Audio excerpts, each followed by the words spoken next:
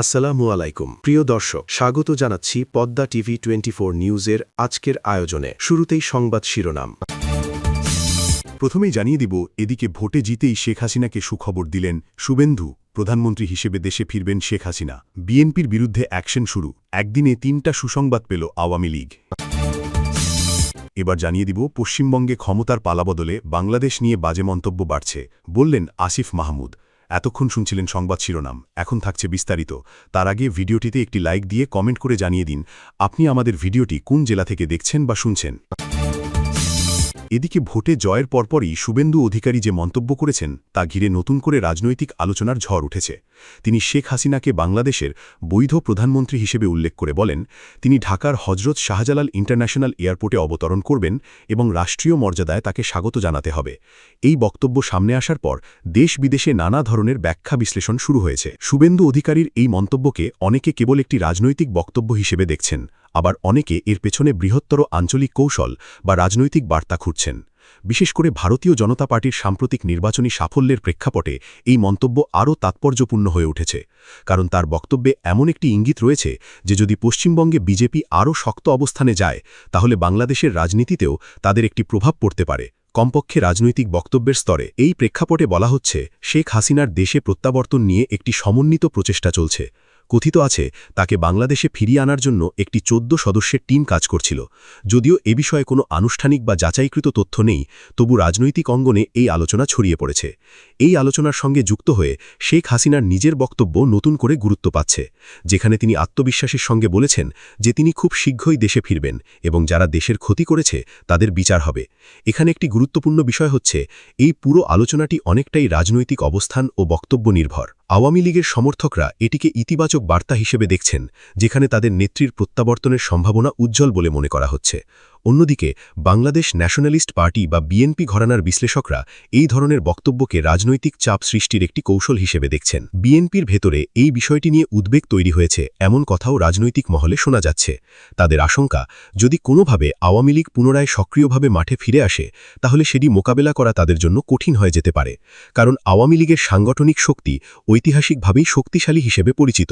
ফলে রাজনৈতিক প্রতিদ্বন্দ্বিতার ক্ষেত্রে ভারসাম্য নষ্ট হতে পারে এমন ধারণা অনেকের মধ্যে কাজ করছে। অন্যদিকে দেশের আইন শৃঙ্খলা পরিস্থিতি নিয়েও সমালোচনা রয়েছে। অনেকেই দাবি করছেন, পরিস্থিতি এতটাই নাজুক যে সেনাবাহিনীকে এখনও পুরোপুরি ব্যারাকে ফেরানো সম্ভব হচ্ছে না। যদিও এ ধরনের দাবির সত্যতা নির্ভর করে নির্দিষ্ট পরিস্থিতি ও সরকারি অবস্থানের ওপর, তবে রাজনৈতিক বক্তব্যে এটি একটি বড় ইস্যু হিসেবে উঠে এসেছে। আইন শৃঙ্খলা পরিস্থিতির অবনতি দেখিয়ে এক পক্ষ সরকারের সমালোচনা করছে, অন্য পক্ষ এটিকে অতিরঞ্জিত বলছে। শুভেন্দু অধিকারীর বক্তব্যে আরেকটি দিক বিশেষভাবে আলোচিত হয়েছে।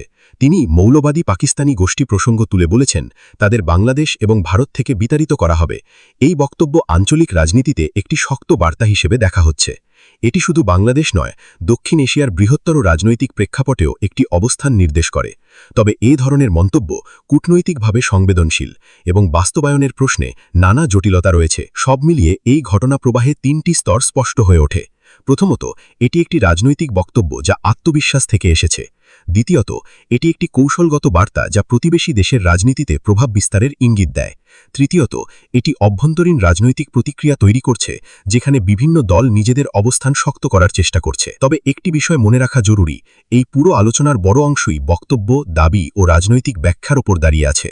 বাস্তবে পরিস্থিতি নির্ভর করবে ভবিষ্যতের রাজনৈতিক সিদ্ধান্ত, আইনি কাঠামো এবং দেশের অভ্যন্তরীণ শক্তির ভারসাম্যের ওপর। সারসংক্ষেপে বলা যায়, শুভেন্দু অধিকারীর মন্তব্য একটি নতুন বিতর্কের জন্ম দিয়েছে, যা বাংলাদেশের রাজনীতিতে নতুন করে উত্তেজনা তৈরি করেছে। তবে এটি কতটা বাস্তবায়নযোগ্য বা কতটা প্রতীকী সেটি সময় বলে দেবে। রাজধানী ঢাকার রূপায়ণ টাওয়ারে আয়োজিত এক অনুষ্ঠানে জাতীয় নাগরিক পার্টি এনসিপি নেতাদের বক্তব্য ঘিরে দেশের রাজনৈতিক অঙ্গনে নতুন করে আলোচনা তৈরি হয়েছে। দলটির মুখপাত্র আসিফ মাহমুদ সাজিব ভুইয়ান প্রতিবেশী দেশের সাম্প্রতিক রাজনৈতিক পরিস্থিতি নিয়ে উদ্বেগ প্রকাশ করে বলেন, পশ্চিমবঙ্গে উগ্রবাদীরা ক্ষমতায় এসেছে এবং বাংলাদেশকে ঘিরে অযাচিত মন্তব্য ক্রমেই বাড়ছে। তার এই বক্তব্যে আঞ্চলিক রাজনৈতিক সম্পর্ক, কূটনৈতিক শালীনতা এবং সার্বভৌমত্বের প্রশ্ন নতুন করে সামনে এসেছে। তিনি স্পষ্ট ভাষায় বলেন, বাংলাদেশের অভ্যন্তরীণ বিষয়ে বাইরের কোনো শক্তির মন্তব্য করা উচিত নয়। তার মতে এ ধরনের বক্তব্য শুধু কূটনৈতিক শিষ্টাচার লঙ্ঘনই নয়, বরং দুই দেশের জনগণের মধ্যে ভুল বোঝাবুঝি তৈরি করতে পারে। তিনি পাশের দেশের বিজয়ী রাজনৈতিক শক্তির প্রতি হুঁশিয়ারি উচ্চারণ করে বলেন, বাংলাদেশ একটি স্বাধীন ও সার্বভৌম রাষ্ট্র, এখানে কি হবে তা নির্ধারণ করবে দেশের জনগণ। তার এই মন্তব্যে জাতীয়তাবাদী অবস্থান এবং অভ্যন্তরীণ রাজনীতিতে বিদেশি প্রভাবের বিরুদ্ধে দৃঢ় অবস্থান স্পষ্টভাবে ফুটে ওঠে। এনসিপির এই অবস্থানকে অনেকেই দেশের রাজনৈতিক বাস্তবতার সঙ্গে সামঞ্জস্যপূর্ণ বলে মনে করছেন, কারণ সাম্প্রতিক সময়ে প্রতিবেশী দেশের কিছু রাজনীতিকের বক্তব্য ঘিরে বাংলাদেশে বিতর্ক তৈরি হয়েছে। এসব বক্তব্যে কখনো বাংলাদেশের রাজনৈতিক নেতৃত্ব, কখনো অভ্যন্তরীণ পরিস্থিতি নিয়ে মন্তব্য করা হয়েছে, যা দেশের বিভিন্ন মহলে সমালোচিত হয়েছে। ন্যাশনাল সিটিজেন পার্টির নেতারা মনে করছেন, এই প্রবণতা অব্যাহত থাকলে তা দ্বিপাক্ষিক সম্পর্কের জন্য ক্ষতিকর হতে পারে। অনুষ্ঠানে এনসিপির উত্তরাঞ্চলের মুখ্য সংগঠক সার্জিস আলম সরকারের সাম্প্রতিক কিছু পদক্ষেপের সমালোচনা করেন। তিনি অভিযোগ করেন, সরকার উপজেলা পরিষদ বিলুপ্ত করার চেষ্টা করছে, যা তৃণমূল পর্যায়ের প্রশাসনিক কাঠামোর একটি গুরুত্বপূর্ণ অংশ, এবং এটি বিলুপ্ত করার চেষ্টা জনগণের প্রতিনিধিত্বকে দুর্বল করে দেবে। সার্জিস আলম সতর্ক করে বলেন, যদি সরকার এ ধরনের অশাসন কায়েমের চেষ্টা করে তাহলে তার ফল হিতে বিপরীত হবে। তার বক্তব্যে একটি স্পষ্ট বার্তা রয়েছে, জনগণের অংশগ্রহণ ও গণতান্ত্রিক কাঠামো দুর্বল করার যে কোনো প্রচেষ্টা রাজনৈতিক প্রতিক্রিয়া সৃষ্টি করতে পারে। তিনি মনে করেন, স্থানীয় সরকার ব্যবস্থাকে শক্তিশালী করার পরিবর্তে তা ভেঙে দেওয়ার চেষ্টা করলে জনগণের মধ্যে অসন্তোষ বাড়বে এবং রাজনৈতিক স্থিতিশীলতা বিঘ্নিত হতে পারে। অনুষ্ঠানে উপস্থিত সংসদ সদস্য হান্নান মাসুদকে উদ্দেশ্য করে এনসিপি নেতারা শুভ বুদ্ধির উদয় হওয়ার আহ্বান জানান। তারা বলেন, দেশের বর্তমান পরিস্থিতিতে দায়িত্বশীল রাজনৈতিক আচরণ প্রয়োজন এবং জনগণের প্রত্যাশার প্রতি শ্রদ্ধাশীল থাকা জরুরি। এই আহ্বানের মাধ্যমে তারা পরোক্ষভাবে সরকারের নীতি নির্ধারকদের প্রতি বার্তা দিয়েছেন যে জনমতের প্রতি গুরুত্ব দেওয়া ছাড়া রাজনৈতিক স্থিতিশীলতা অর্জন সম্ভব নয়। এছাড়াও এনসিপি নেতারা গণভোটের রায় বাস্তবায়নের দাবি তুলে ধরেন। তাদের মতে, জনগণ যদি কোনো বিষয়ে মতামত দিয়ে থাকে তাহলে তা বাস্তবে রূপ দেওয়া সরকারের দায়িত্ব। গণভোটকে তারা গণতন্ত্রের একটি গুরুত্বপূর্ণ উপাদান হিসাবে উল্লেখ করে বলেন, এটি উপেক্ষা করা মানে জনগণের ইচ্ছাকে অগ্রাহ্য করা। ফলে দ্রুত সময়ের মধ্যে গণভোটের ফলাফল কার্যকর করার দাবি জানানো হয়। এই পুরো অনুষ্ঠানে যে বিষয়টি সবচেয়ে বেশি গুরুত্ব পেয়েছে তা হল দেশের সার্বভৌমত্ব, গণতান্ত্রিক কাঠামো এবং জনগণের অধিকার রক্ষার প্রশ্ন।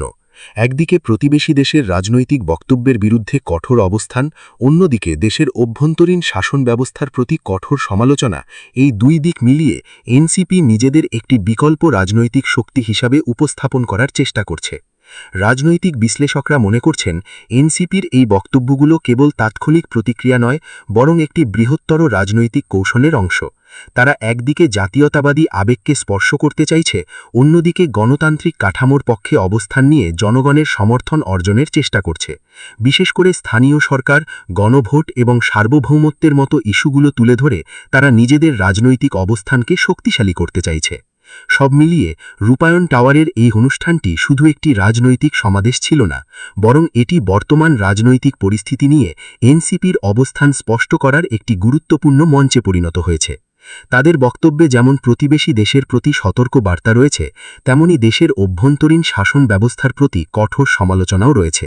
এখন দেখার বিষয়, এই বক্তব্যগুলো দেশের রাজনীতিতে কতটা প্রভাব ফেলে এবং অন্যান্য রাজনৈতিক দলগুলো কিভাবে এর প্রতিক্রিয়া জানায়।